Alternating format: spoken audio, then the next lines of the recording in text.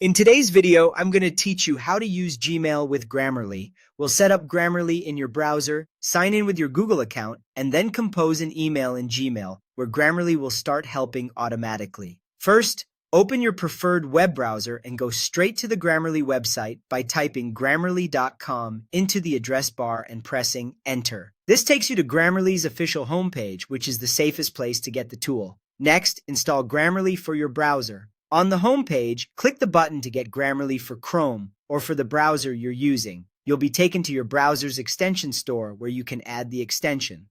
Click Add to Chrome or the equivalent Add button, then Confirm. In a few seconds, the extension installs and you should see a small green G icon appear near the top of your browser. That icon means Grammarly is ready to work anywhere you write online. Now sign in with your Gmail, also known as your Google account. After installation, a tab usually opens asking you to create an account or sign in. Choose the option to continue with Google, pick your Google account, and approve the prompts. You can start with the free version and you'll be signed in instantly. If you don't see the sign-in page, you can click the G icon in your toolbar and select Sign in there. With Grammarly set up, open Gmail. In your browser's address bar, type mail.google.com or click your normal Gmail bookmark. Make sure you're on the inbox screen and ready to write. Click Compose to open a new email window. This is where Grammarly does its best work.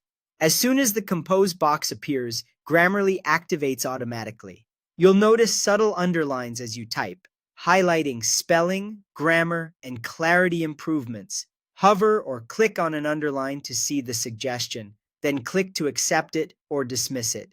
You might also see the green G icon near the lower corner of the Compose window. Clicking it opens a panel with more details about your writing. If suggestions don't appear right away, give the page a moment to load or the Compose box a quick refocus by clicking inside it again. Once active, Grammarly will also work when you reply to or forward emails, so you're covered throughout your inbox. That's all there is to it.